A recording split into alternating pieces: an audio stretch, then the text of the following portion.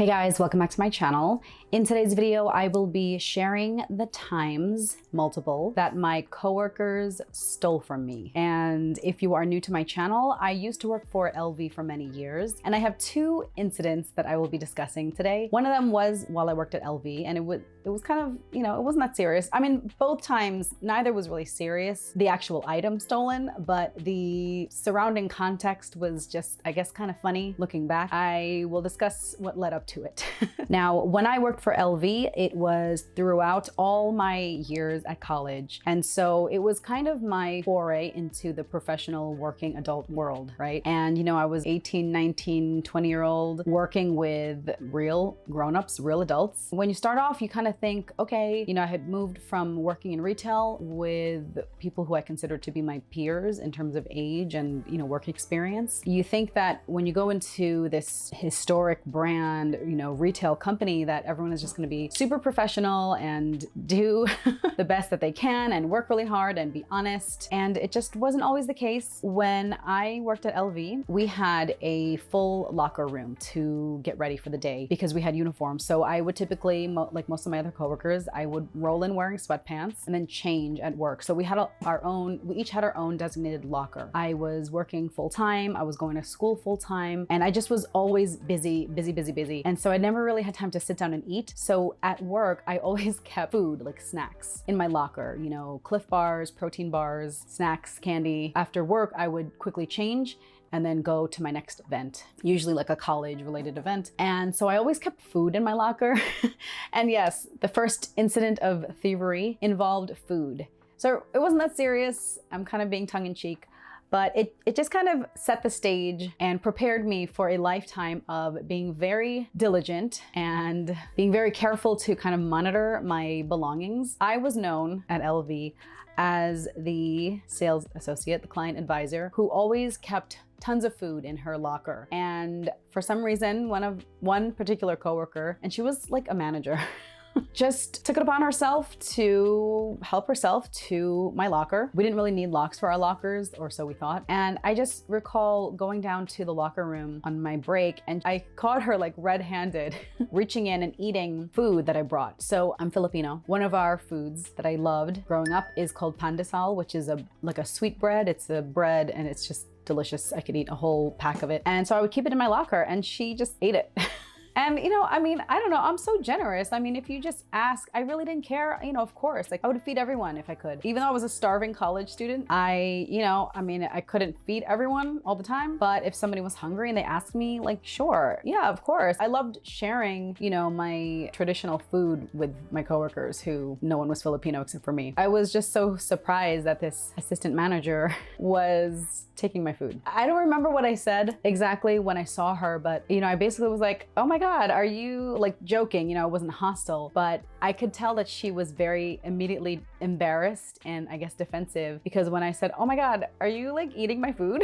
She immediately was like, well, you keep so much food here. Like, that was her defense. It was so weird. If I'm ever confronted with something that I'm doing wrong, isn't your first reaction to apologize for it? That wasn't her reaction. Her reaction was to defensively state that, well, I have so much food, as though we were implying, okay, I have all this food, meaning it is up for grabs for anyone in the store. It was such a weird time. And that in and of itself was very like innocuous, but it set the stage for how I realized I had to kind of guard my stuff around my coworkers. If any of you work in an office, I mean, I know, you know, COVID, whatever, or maybe we're working from home and times have changed, but I worked in an office for many, many years after that. And with typical offices, you have a communal kitchen and fridge. And I was so diligent about writing my name on everything in huge black Sharpie. Around that time, The Office was starting to gain traction in popularity. And I remember, like, it resonated with me so much because I was like, oh my God, these are my coworkers. Like, we had the typical microwave sign, you know, clean up after yourself, people stealing food from others in the fridge. I remember also at the time I was studying for the LSAT, and so I was taking an LSAT prep course, and we had classes at night. So I would rush from work or from class, depending on what day it was. And I brought with me my like bagel and cream cheese that I had, and literally on my bagel and cream cheese, which was wrapped, you know, I had gotten it from a deli, I wrote on my bagel, Cindy in huge pen. And then on the little cream cheese, like the individual cream cheese packet, I wrote my name huge. And I was sitting in class because I was gonna eat it. That was gonna be my dinner. My LSAT instructor was like, Cindy, did you literally write your name on that cream cheese packet?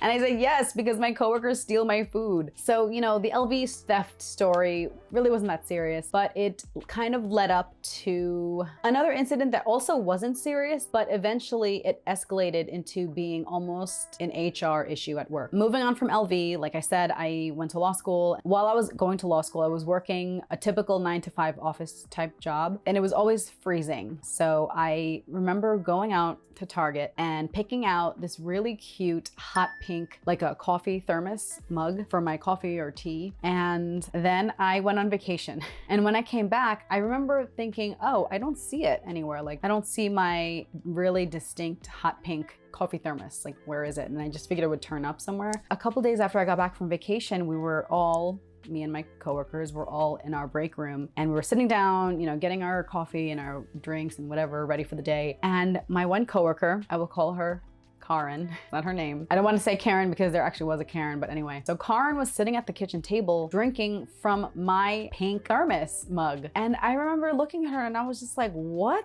in tarnation? So looking back, I guess I could have approached it differently and maybe pulled her aside. But I mean, she was drinking from my thing, like she took it. And so I said, oh my gosh, you know, and I wasn't mad. I just was like, oh, that's my coffee mug. I was looking for that. That's so funny. You know, I was kind of making it seem like, oh, haha, that's my coffee mug. And I immediately thought of my LV situation when my LV coworker had taken my lunch. If somebody confronts you that you have in your possession something that belongs to them, wouldn't any normal person immediately say, I'm so sorry, like, oh my gosh, I didn't know this was yours, right? I mean, it's okay, mistakes happen. But what was so interesting was that her immediate reaction was, how do I know this is yours? And I was like, what?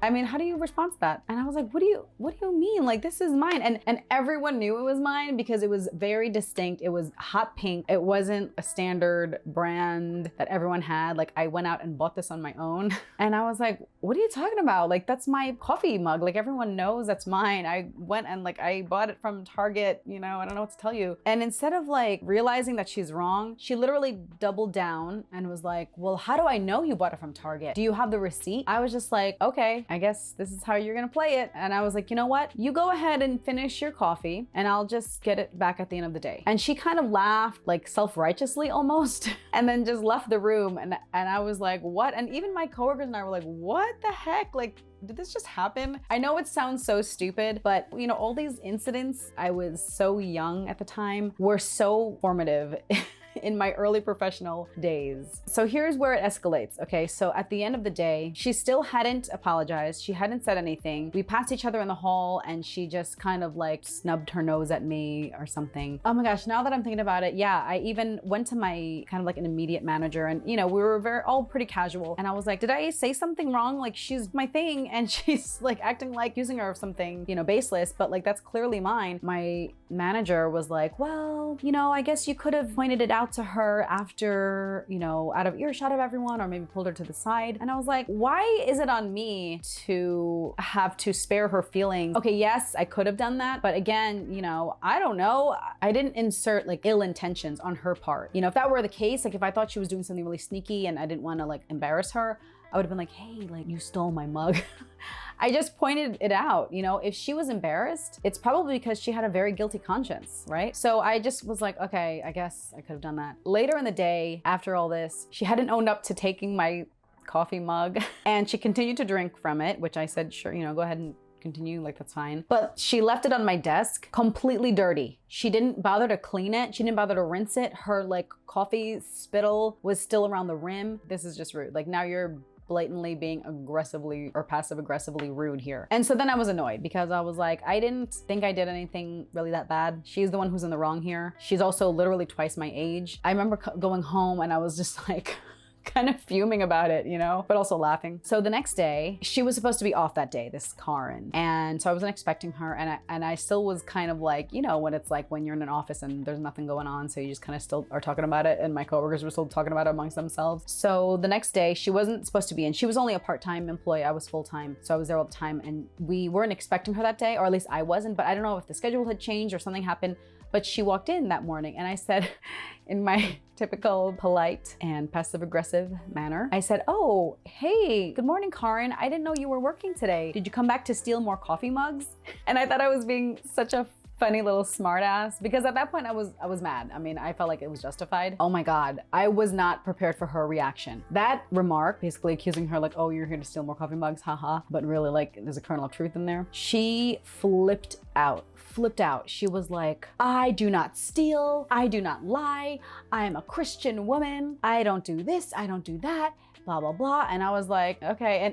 And then the rest of the day was kind of a blur. I just remember talking to her in a conference room, and it was so strange because then it turned into a whole race thing. And I'm not trying to like bring race into this, but she was like trying to appeal to me because I'm a minority and she also happened to be a different minority. And she finally, I guess, kind of apologized, but really was just sharing why she was upset that I confronted her. And it was what I suspected afterwards, which was that she preferred it if I had, said something to her on the side. And she was like, well, it's just us against these white blonde biddies in the office. And I was like, what in the world? How did this coffee thermos go from being just a minor, like funny haha moment into like a race war in the office? It just was exhausting. So anyway, I just thought I'd share that. Has anything like this ever happened to you? Has anybody stolen food from you or borrowed something without telling you, or literally stole from you and then when confronted, they deny it or try to gaslight you? Which now that I look back at it, I was like, oh my gosh, she was gaslighting me. Because I'm telling her like, hey, that's mine. Like, what's going on? Haha. And she's like, how do I know this is yours? Do you have the receipt for it? This was abandoned. That's what she said. She said, this was abandoned. And I was like, abandoned? I just had it. I was on vacation.